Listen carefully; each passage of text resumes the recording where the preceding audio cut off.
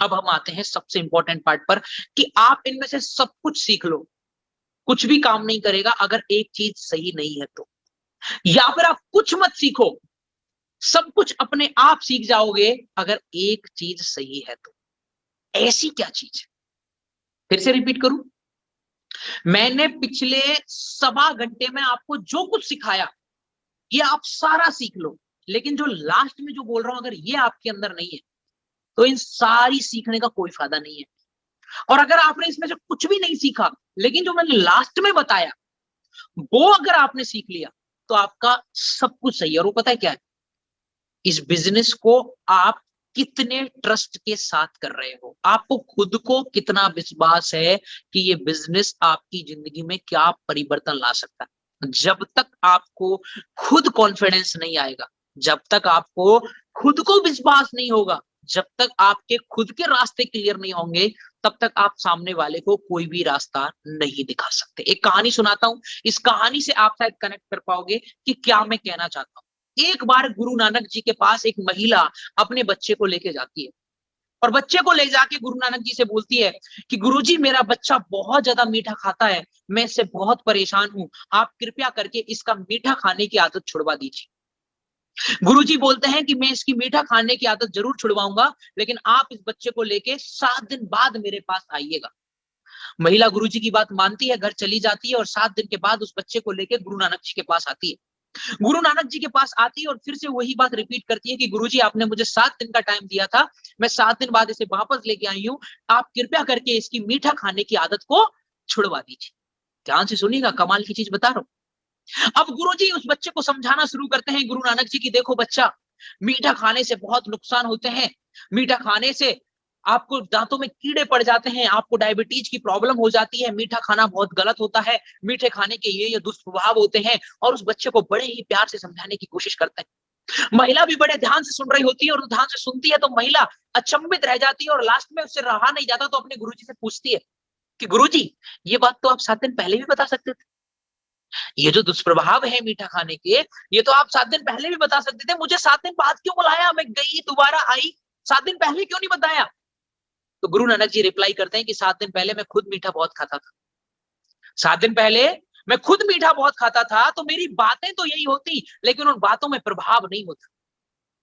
जब तक आपकी बातों में प्रभाव नहीं आएगा, कब तक, जब तक आप खुद ये विश्वास नहीं करेंगे कि ये बिजनेस आपकी जिंदगी में क्या परिवर्तन ला सकता है। प्रभाव कब आता है, जब आपके अंदर एक विश्वास पैदा होता है।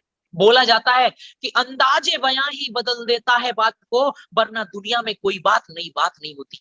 इस दुनिया में जितने भी लीडरों को आप सुनते हैं उनके पास वही बातें हैं जो आपने ऑलरेडी रामायण महाभारत में सुनी है, कोई नई बात लेके नहीं आया, सब वही बातें हैं।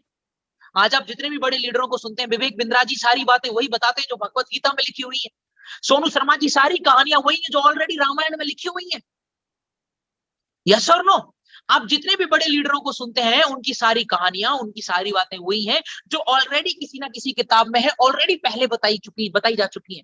लेकिन नए नए लोगों का अंदाज लोगों को अट्रैक्ट करता है और लोगों को लीडर बनाता है। और ये अंदाज कहां से आता है? ये अंदाज अंदर से आता है, जब आपके अंदर एक कॉन्फिडेंस आता है। तो आप कितना भी सामने वाले का फॉलोअप कर लें, आप कितना भी सामने वाले को समझा लें, जब तक आप खुद ये काम नहीं करेंगे तब तक आपकी बातें सामने वाले पे प्रभाव नहीं छोड़ेंगी। अब मुझे बहुत सारे लीडर होते हैं जो फोन करते हैं, सर मैं बहुत सीरियस होके काम करता हूं लेकिन रिजल्ट नहीं मिल रहा। उसका रीजन है आप इस बिजनेस पे और अपने आप के ऊपर डाउट करते हैं। जब तक आप अपने ऊपर डाउट करना नहीं छोड़ेंगे, पता है क्यों ऐसा मैं बोल रहा हूं? क्योंकि देखिए, एक दिन तो मुझे फोन करके लीडर बोलते हैं सर मैं बहुत सीरियस होकर काम कर रहा हूं, दूसरे दिन वही लीडर मुझे फोन करके पता है क्या बोलते हैं, सर सच में मेरा इस बिजनेस में कुछ होगा कि नहीं होगा, सर मैं सही तो कर रहा हूं ना, सर मुझे तो ना डर लग रहा है, मेरे घर वाले मुझसे कुछ। तो इसका मतलब क्या है? इसका मतलब है कि आप खुद अपने बिजनेस पे डाउट कर रहे हैं, बस सामने वाले को सिर्फ कोशिश कर रहे हैं कन्विंस करने की। तो जब तक आप इस बिजनेस में खुद अपने ऊपर विश्वास नहीं करेंगे तब तक इस बिजनेस में आप लोगों को अपने साथ कनेक्ट नहीं कर सकते, आप कितनी भी स्किल सीख लें। क्यों? क्योंकि आपकी बातें वो प्रभाव नहीं छोड़ पाएंगी। वो प्रभाव कब आएगा? जब आप सच्चे दिल से और सच्ची नीयत से इस बिजनेस को पूरे विश्वास के साथ करेंगे कि हाँ, यही इकलौता वो बिजनेस है जिसके साथ आप कामयाब होंगे। जब तक आप अपनी जिंदगी में कंफ्यूजन में रहेंगे, कंफ्यूज होते रहेंगे, तब तक आप इस बिजनेस में कामयाब नहीं हो सकते।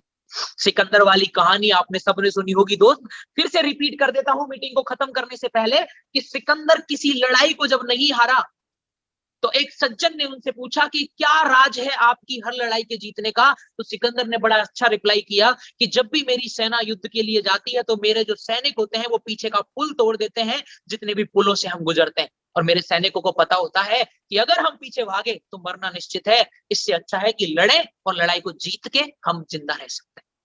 जब तक आप अपनी जिंदगी में कंफ्यूज रहते हैं कि वेस्टीज नहीं तो जॉब कर लेता हूं, ये नहीं तो ये काम कर लेता हूं, ये नहीं तो कुछ और कर लेता हूं, तब तक आप इस बिजनेस के अंदर कामयाब नहीं हो सकते। अगर आप इस बिजनेस में कामयाब होना चाहते हैं तो अपने जितने भी ये इनके किंतु परंतु जितना भी कुछ है वो सब आपको निकालना पड़ेगा, और एक सिंपल फोकस रखना होगा कि मैं अगले 6 महीने के लिए अपने आप से ये प्रतिज्ञा करता हूं, ये फोकस होकर मैं अपने आप से ये कमिटमेंट करता हूं कि मुझे इसी बिजनेस से कामयाब होना है, इसी बिजनेस से और सिर्फ इसी बिजनेस से कामयाब होना है। जब तक आप अपने अंदर ये कमिटमेंट नहीं लेके आएंगे, तब तक इस बिजनेस में क्या, आप किसी भी बिजनेस में कामयाब नहीं हो सकते। तो सबसे इंपॉर्टेंट चीज क्या है?